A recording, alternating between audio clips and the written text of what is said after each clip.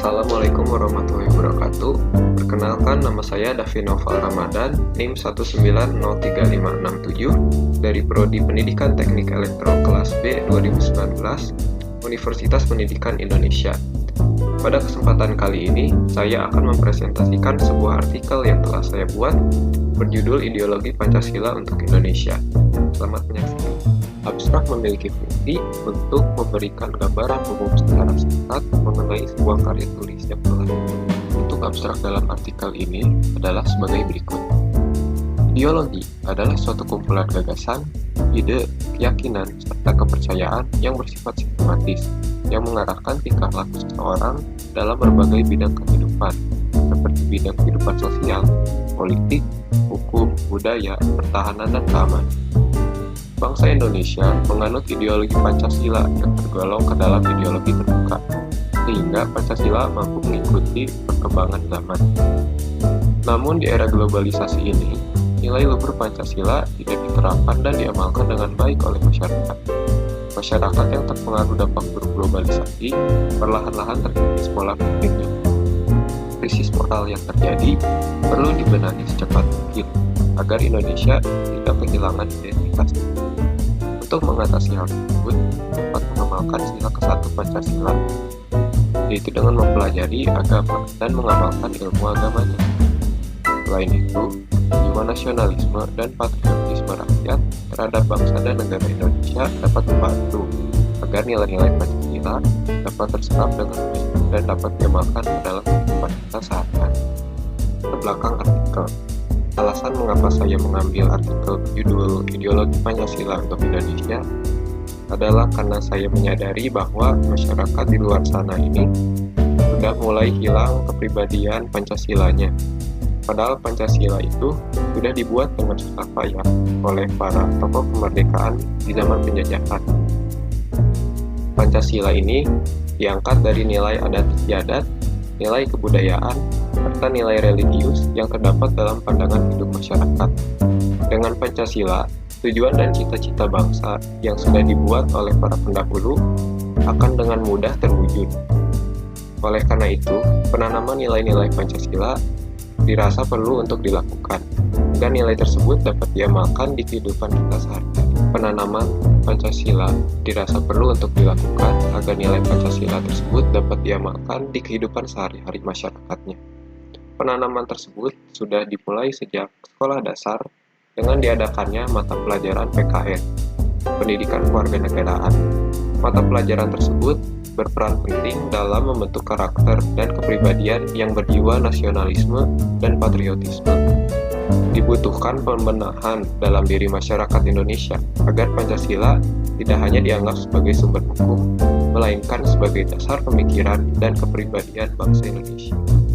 Kemudian ada batasan masalah. Topik yang dibahas di dalam artikel ini akan difokuskan kepada penyebab Pancasila yang tidak diterapkan dengan baik dalam kehidupan rakyat Indonesia dilihat dari perkembangan zaman, yaitu zaman globalisasi dan berbagai faktor lainnya. Selanjutnya, ada rumusan masalah. Rumusan masalah yang telah saya buat.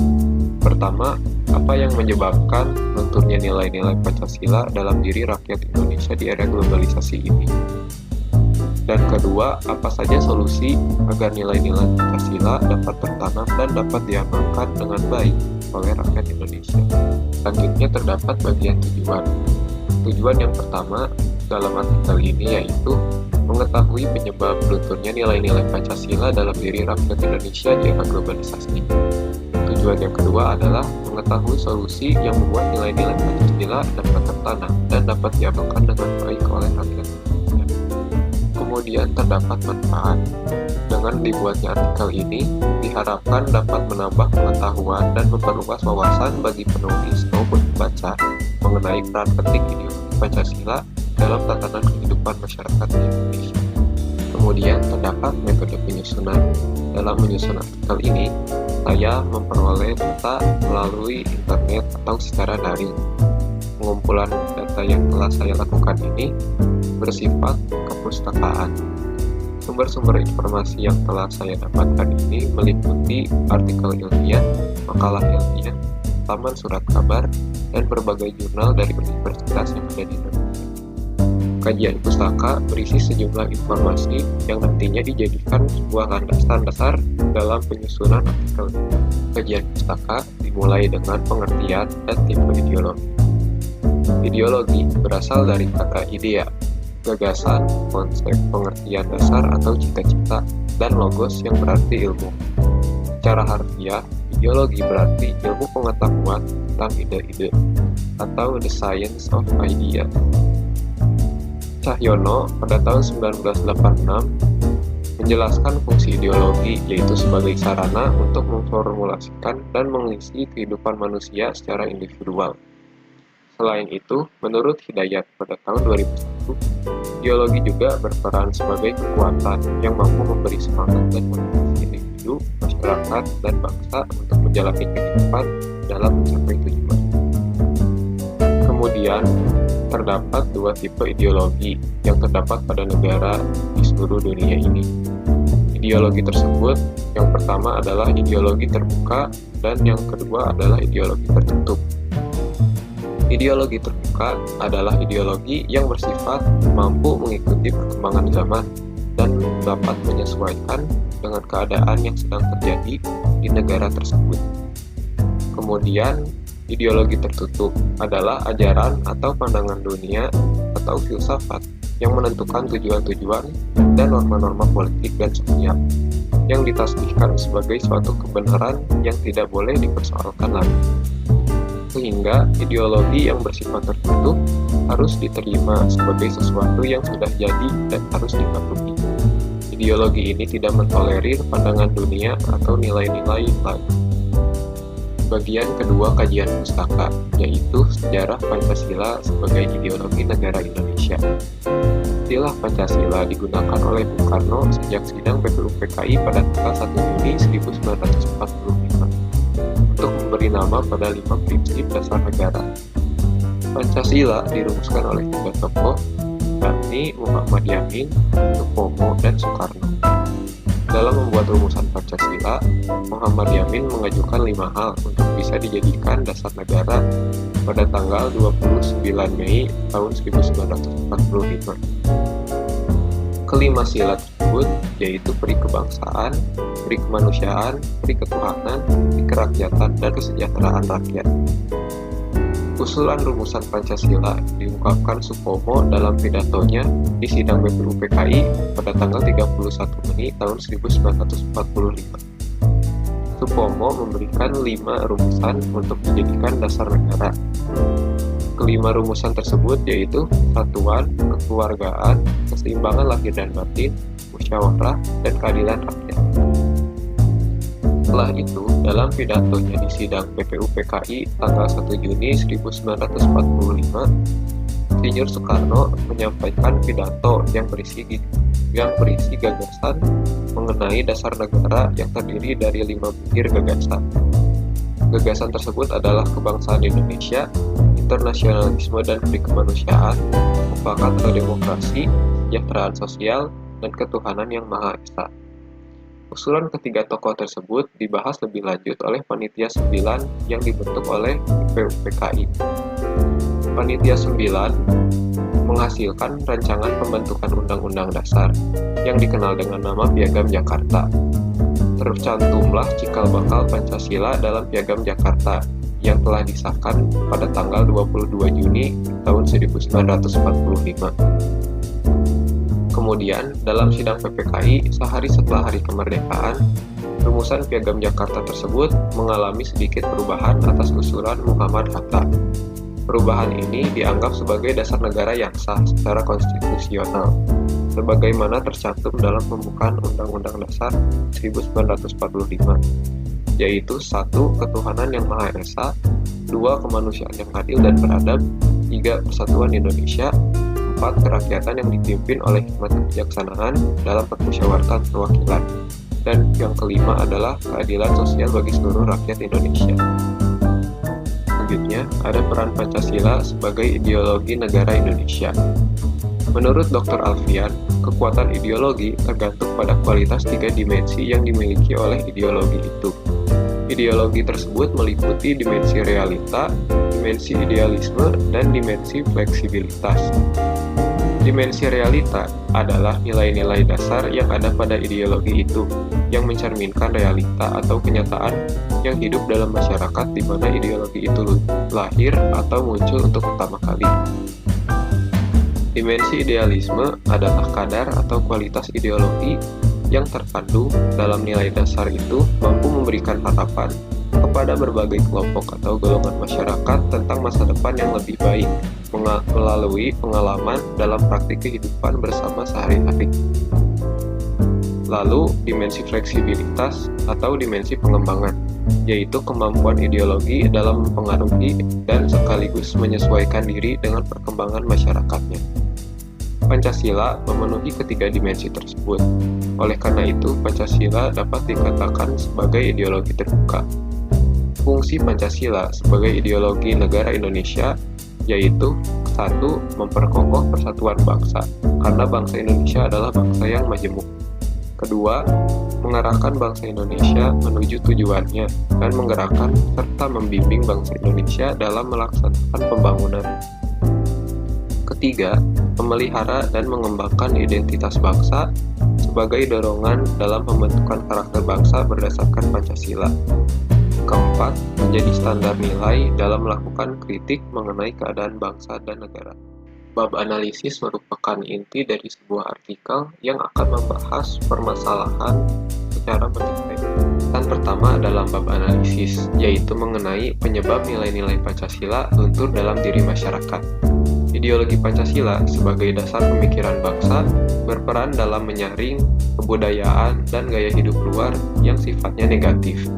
Apabila kelunturan dalam kepribadian masyarakat ini terjadi, maka pengaruh buruk globalisasi akan dengan mudahnya terserap ke dalam kepribadian masyarakat.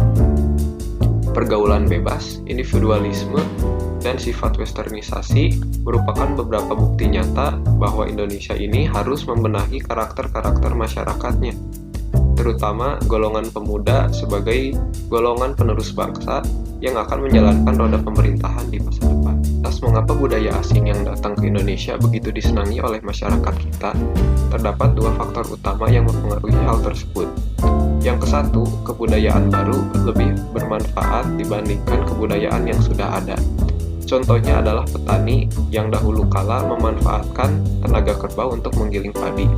Dengan ditemukannya mesin penggiling padi, maka tingkat efisiensi, tingkat tenaga yang dikeluarkan, dan juga keuntungan akan meningkat. Yang kedua, kebudayaan bersifat benda. Contoh kebudayaan yang bersifat benda adalah smartphone dan kendaraan bermotor. Budaya yang bersifat benda cenderung meningkatkan ketertarikan masyarakat. Dengan masuknya budaya-budaya luar tersebut ke Indonesia, lama-kelamaan pola pikir masyarakat semakin melenceng dari dasar pemikiran Pancasila. Penyebab nilai-nilai luhur Pancasila dapat luntur dari rakyat Indonesia yaitu ke-1, pengetahuan tentang Pancasila hanya sebatas teori. Ilmu yang telah dipelajari selama masa sekolah hanya digunakan misalnya untuk mengerjakan tugas. Nilai-nilai Pancasila tidak pernah diimplementasikan di kehidupan sehari-hari masyarakat. Masuknya budaya asing menggoyahkan pola pikir mereka dengan mudah. Yang kedua, kurangnya ilmu agama. Pancasila merupakan ideologi yang mewajibkan rakyatnya memeluk agama tanpa pemaksaan pihak lain. Layaknya kasus yang terjadi di banyak negara maju, ilmu pengetahuan yang sudah berada pada tingkat lanjut mengakibatkan hilangnya kepercayaan pada Tuhan yang menciptakan mereka. Hal ini bertolak belakang dengan sila ke-1 Pancasila yang berbunyi ketuhanan yang Maha Esa. Ketiga, pembinaan moral yang tidak efektif. Dengan semakin maraknya tawuran antar pelajar, pergaulan bebas, dan aksi kriminal lainnya, menandakan adanya sistem pembinaan moral yang tidak berjalan semestinya. Solusi menanamkan nilai Pancasila ke masyarakat agar dapat diamalkan. Nilai luhur Pancasila sangat penting bagi kehidupan bermasyarakat. Alasannya agar terwujudnya tujuan negara yang tercantum di alinea keempat, Pembukaan Undang-Undang Dasar Negara Republik Indonesia tahun 1945, yaitu melindungi segenap bangsa dan tumpah darah Indonesia, memajukan kesejahteraan umum, mencerdaskan kehidupan bangsa, dan ikut melaksanakan ketertiban dunia. Untuk Untuk menanamkan nilai Pancasila ke dalam diri masyarakat, perlu dilakukan hal seperti berikut. Yang ke-1, mempelajari dan melaksanakan ajaran agama sebaik-baiknya. Kedua, mewujudkan supremasi hukum. Ketiga, menegakkan hukum seadil-adilnya. 4, mengutamakan budaya gotong royong dan toleransi antar sesama. Kelima, membenahi pembangunan karakter, terutama pada kaum pelajar. 6, membangun sifat nasionalisme, patriotisme, dan cinta tanah air. 7, menyeleksi dampak baik globalisasi yang dapat diambil dan dampak buruk yang harus dihindari. Di dalam bab penutup mengandung simpulan dan syarat yang mengakhiri sebuah artikel. Pertama dari penutup yaitu simpulan. Kesimpulan yang bisa kita dapat dari artikel ini yaitu Indonesia dan Pancasila adalah dua hal yang tidak dapat dipisahkan. Kedua hal tersebut saling melengkapi satu sama lain. Ideologi Pancasila dibentuk berdasarkan adat istiadat dan nilai kebudayaan yang sudah ada pada bangsa Indonesia sejak dahulu. Indonesia merupakan satu-satunya negara yang menggunakan ideologi Pancasila. Ideologi inilah yang paling cocok untuk negara Indonesia dari dulu sampai kapanpun. Pancasila merupakan jalan pintas menuju kesejahteraan dan kemakmuran. Lunturnya nilai-nilai luhur Pancasila yang terjadi di masyarakat di zaman globalisasi saat ini dapat membahayakan kesatuan dan ketentraman bangsa Indonesia. Tanpa ideologi Pancasila, Indonesia akan kehilangan identitas. Kemudian terdapat saran untuk menghindari terjadinya krisis moral yang ada di Indonesia di zaman globalisasi saat ini. Sudah sebaiknya untuk kita mulai membenahi diri kita sendiri masing-masing dengan cara menyadari pentingnya mengamalkan nilai-nilai Pancasila di kehidupan sehari-hari. Tanpanya, Indonesia akan kehilangan identitas. Apabila kita tidak berbenah mulai dari sekarang, bukan hal yang tidak mungkin negeri kita tercinta ini hanya tinggal nama. Demikian presentasi dari saya. Semoga video ini bisa memberikan manfaat untuk kita semua. Wabillahi taufiq wal hidayah. Wassalamualaikum warahmatullahi wabarakatuh.